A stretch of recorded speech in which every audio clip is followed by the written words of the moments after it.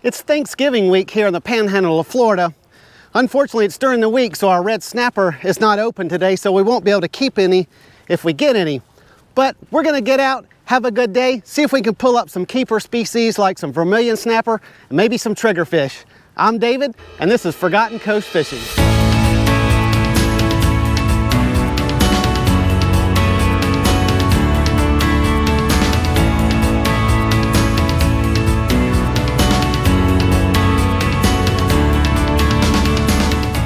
So as you can probably see, we've got some pretty nice swells coming and a lot of chop.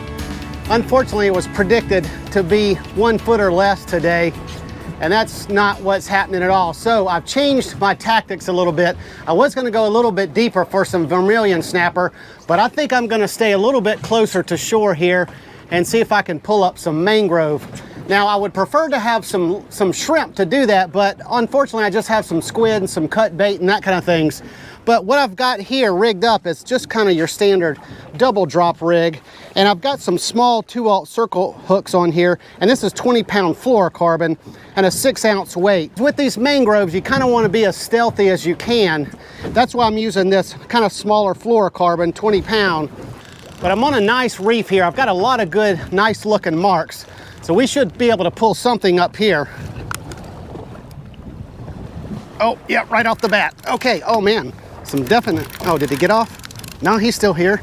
Oh wow, this could be a triggerfish. I'm not sure, but we could keep a triggerfish if we get one over 15 inches.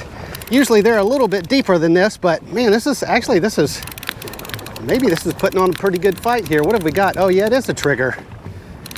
Let's see. I don't think he's gonna be 15 though.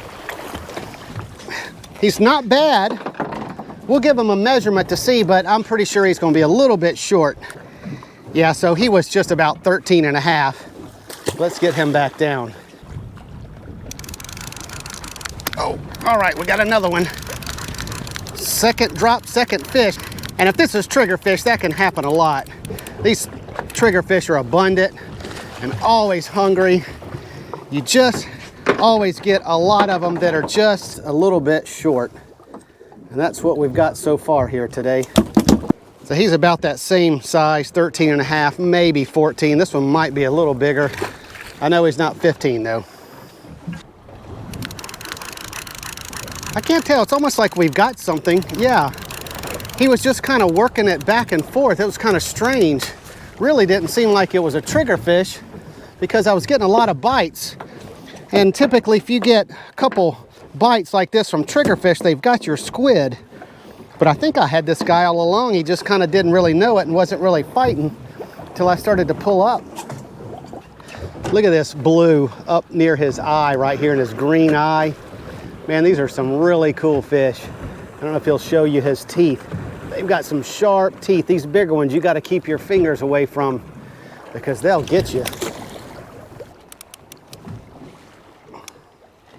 Oh man, oh geez, yeah, this is the biggest one of the day, or at least the biggest strike right off the bat. Man, yeah, he came up and just grabbed it. Oh, it's because it's a grouper. Oh, a gag grouper. Wow, that's why it was like that. Nice gag grouper. These guys are out of season. He's a good bit too small anyway, but a nice gag grouper. Oh, okay, here. Oh, man. Oh, goodness. Yeah, this may be that grouper again. Wow. This, if it is, it's kind of following a pattern, and you would expect it. It's just kind of a real fierce strike, you know, and then he kind of takes off for a second, but they're kind of smaller, so they're not going to pull you down in the reef. Oh, man, check it out. What do I've got here? A red grouper and a gag grouper on one drop. Look at that. Is that not cool or what? Wow. I don't know that I've ever done that. Now, red grouper's not in season either, and he has to be a good bit bigger to keep him anyway. You know, with these grouper with their mouth open like that, you may be tempted to go ahead and grab them like a largemouth bass out of the water, but check those teeth out. Definitely don't want to be doing that. Let's get him back too. Oh, here we go. Oh man, got him again. I think I've only pulled up this rod like twice where the triggerfish or whatever else had kind of gotten my squid and had to rebait. Now this is definitely a trigger. He'll do that bap, bap, bap, bap, bap, bap. You can kind of see the end of the rod. They're kind of spinning around, trying to do whatever they can. See, you could just see that right there. Just trying to get down to the bottom, using that body. See how they kind of turn it to you. This one's a decent one. Let's give him a measurement just to see. Kind of doubt it, but he might be 14 and something. All right, let's see, Mr. Trigger. And yeah, he's 14 something, barely, 14 and a quarter or something.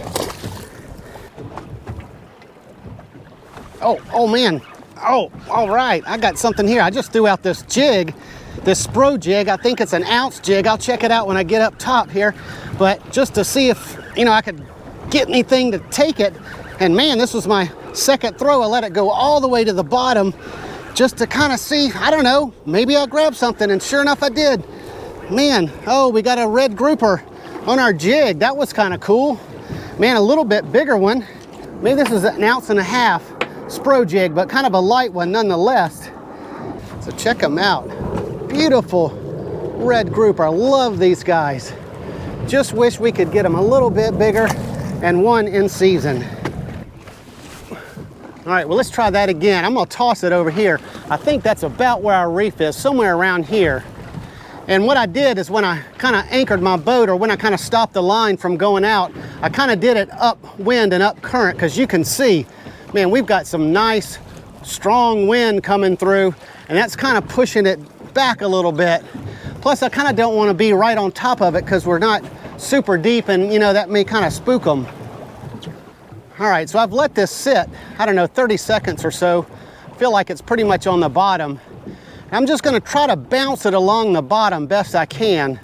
I don't wanna kind of pull it too much through the water column. It's gonna kind of do that on its own. Here we go. All right, we got him again. All right, man, how cool is this? All right, yeah, this one's taking out a little drag. And this is on my Penn Battle 5000 and a medium heavy rod. So it's kind of my lighter spinning outfit that I've got with me today. So, and that's perfect for this size fish here. Let's see, another red grouper. What do we got? Yeah, red grouper, man. They love these Spro jigs. Yeah, they're a little on the bigger side with this jig, which you might kind of expect. Got to be careful with these guys. Their gill plates, the edges right there, and their fins on the bottom.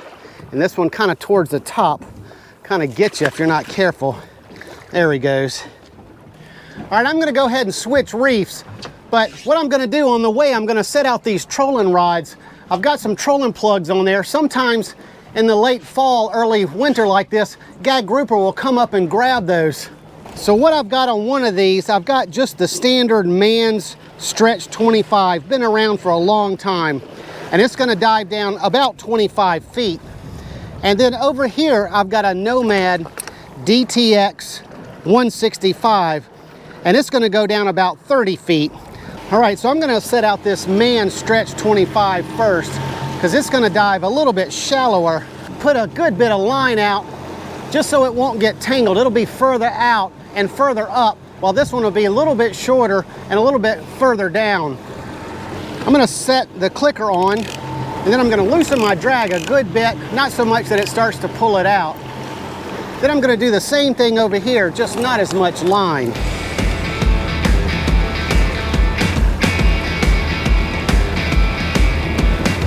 All right, we got something here. All right, yeah, definitely. All right, I'm gonna tighten up my drag first. All right. Oh, he might have gotten off. Might have gotten off. I can kind of feel the lure swimming. Yeah, he's off.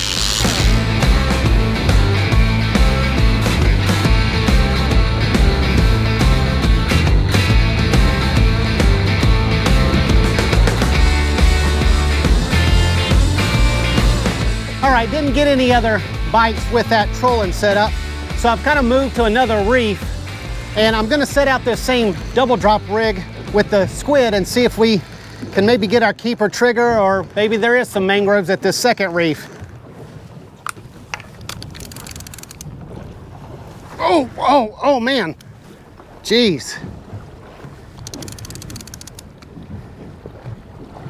Wow, that was a bite. Oh, here he is. Oh, he's still here. Dang, man. Wow, I thought he was off. That was a strike and a half, everybody. And then he either came back or was just on. Is this our keeper Trigger? Man, he's a big one, or he's got a lot of fight to him. Yeah, this may be our keeper, everybody. Our first drop at this new reef. And that was kind of strange. Maybe he got back on, but it was a big strike and a big pull, and then nothing. And then he came back, or else he was already there. I don't know, but nonetheless, we got him. And I think we may have our keeper Trigger. Yeah, we got our keeper. See, get that very tip of the tail right there. And then he's a little over 15. So this guy is gonna go in the box. Nice triggerfish. These are some nice eating fish. I get excited about catching them because they're such good eating fish. But we only get to keep one per person, so only one of these can go in the box. Oh, here he is again. Oh man, is this another big trigger? Wow, and I put a decent amount size of squid. This was like the head part, the tentacles and everything, and I've got 2 of those pieces on there, so it's bigger chunks. But I don't know that he's as big as that other one. If he is, though, we can't. Oh, it's a red grouper. Man, that's why. Got it into some more red grouper. Well, I've only got to wait about, I don't know, 5 or 6 weeks left. January 1, and I think these guys open. But we'll have to find one that's above 20 inches. We haven't gotten that today, but it would be nice to be able to keep one if we could. All right, let's get this guy back. Man, look at that big old mouth there.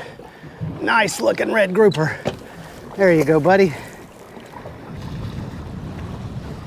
Oh, here we go again. All right, man, these are some big fish.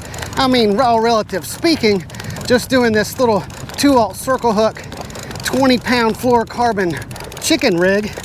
You know, everything feels a little bit bigger, but geez, these are nicer fish here. We got another gag grouper. So man, we've got a couple red grouper today, a couple gag grouper, some nice triggerfish, 1 keeper. Man, it's just been a lot of success with this simple rig. All right, look at this guy. Not quite as big as that other gag grouper we got, but there again, big old mouth on these guys. All right, let's get you back, grouper. I'm gonna go ahead and switch it up. I ran out of squid in that one little container I was working out of, but I've got some bonita strips.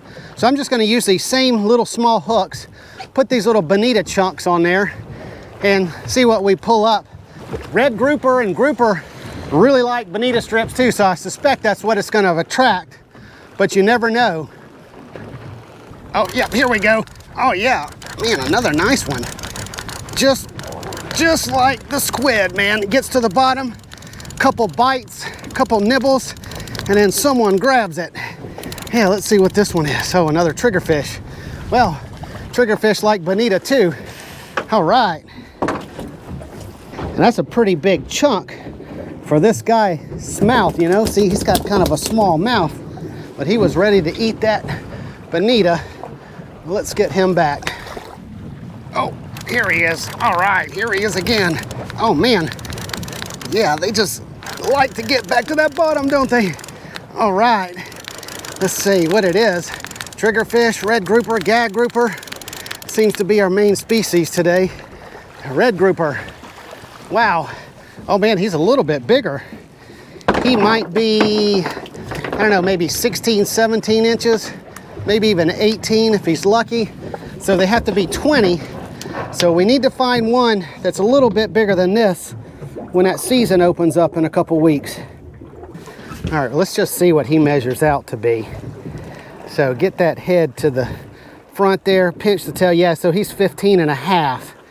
So see, he would have to be 20, so about that much bigger. So that would be some nice fillets. Well, he's still eating some of my fish there. Look at that. That was that bonita right there. Or no, that's another piece of fish he was eating. Good thing about bonita, it'll stay on your hook quite a while. And see, I'm not going to even have to re-rig at all. 3:55, so I'm going to make 4 o'clock. my self-imposed time to go. It's that time of year where it starts to get dark. We gotta get this fish cleaned, clean the boat, that kind of thing. Let's try to get one more nice fish and we'll get out of here. Oh, here we go.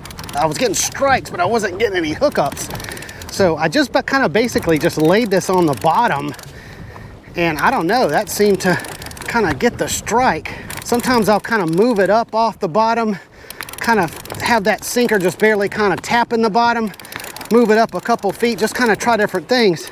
Look, another red grouper, another kind of one on the little bit bigger side. He might be as big as that other one. All right, with this decent, beautiful red grouper, we'll go ahead and call it a day. Look at their red mouth there, almost fluorescent. But let's get this guy back and call it a day. There he goes. Man, wonderful day. Just catching a wide variety of fish, just using that simple 2/0 circle hook, little pieces of squid, and then some bonita on just a light tackle outfit. Just a lot of fun.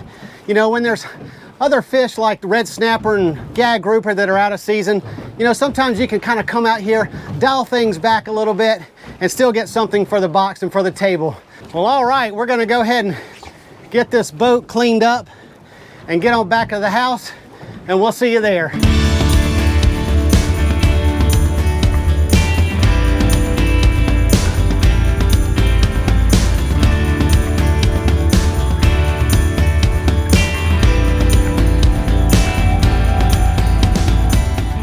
We're gonna go ahead and clean this triggerfish up and then head on into the kitchen. I've got a new recipe I wanna try. But we're gonna be using 2 knives, both by Seared. This is their 9-inch serrated, and this is their 7-inch flexi. And the reason we're gonna use this serrated is this skin on this triggerfish is just like leather, super tough. And this is gonna kind of help us do those skin cuts. Now, if you only had one fillet knife like this, you could make a puncture kind of in the middle, and then once you have that hole, then you can kind of cut the rest of the way. But since I've got this serrated, what I like to do is first off, try to find that where the head ends. Just kind of start there and kind of make you a diagonal cut. Now, since it's serrated, you just kind of have to saw. And see, this serrated knife does a great job through the skin. Then I'm gonna keep using this to do the skin cut on the top, just like we do any fish, but it's just a lot easier with this serrated knife. And then do the same thing underneath.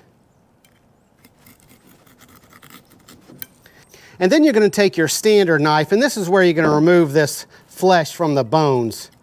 And just make slow, even cuts along those bones that you'll feel on the underside of your knife. Flip it around and do the same thing on the other side. Now, once you kind of start to get to the backbone, you can take this knife and kind of find where that backbone is. Get your knife to lay right on top of it and just go ahead and cut off the rest of the way.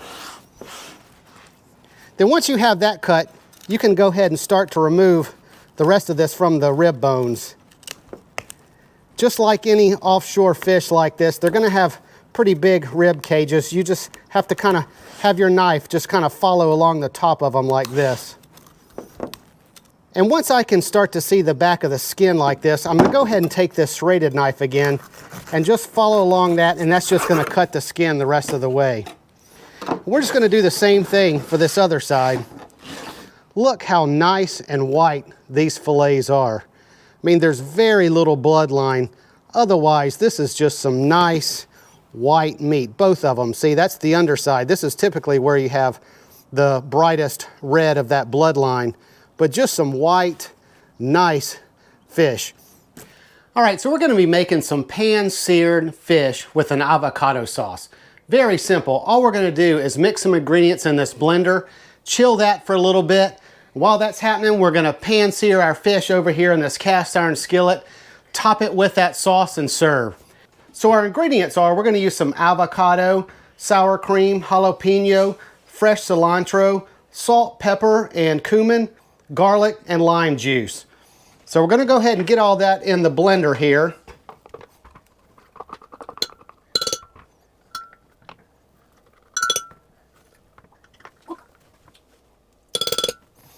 All right, just get our lid on, let's go ahead and just kind of get this mixed up, kind of to the consistency that looks like a nice little sauce. All right, we're done, and as you can see, I just kind of mixed this till we got that creamy type sauce. And I'll leave all these ingredients down in the description below. But for now, I'm gonna put the lid on this, put it in the refrigerator, and we're gonna go ahead and get started on this fish. So to do this fish, I went ahead and got my cast iron skillet on the stove here with some olive oil on a medium-high heat. While that's heating up, we're gonna go ahead and season our flour, lightly dredge this fish in here and get it in that pan. So what I've got over here, this is just a combination of salt, pepper, garlic powder, and paprika. And we're just gonna go ahead and put that in our flour. And this is about a half a cup of flour or so. I just kind of eyeballed it. But what we're just gonna do is just kind of season up this flour just to give us a little more flavor on this seasoning.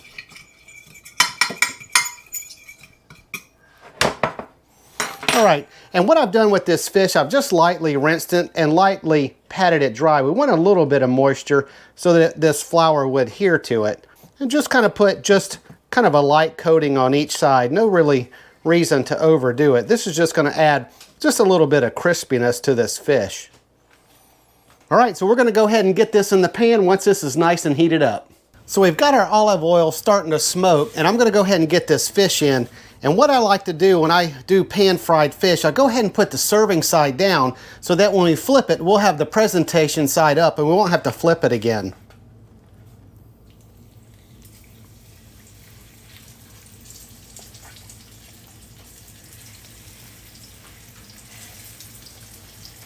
And so we'll go, I don't know, 3 to 5 minutes on each side. We'll kind of watch it and we'll see once it kind of starts getting a little white on the edges, still a little raw in the middle, we'll flip it. So it's been about 3 minutes, and this piece is a little bit thinner. You can see that white starting to kind of appear on the top and the sides. You're kind of getting it on this one. So I'm gonna go ahead and flip these, starting with the thinner one first. Perfect. There we go. So we'll cook these, I don't know, maybe about 3 minutes on this side. Kind of turn it over and kind of give it a check. All right, so I'm gonna take a little peek. Yeah, we're done, especially on this thinner one. So let's go ahead and get this one off.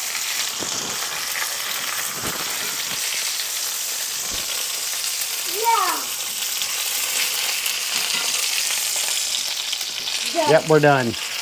All right, so I pulled this sauce out of the refrigerator. Let's go ahead and get a little bit of this on each fish.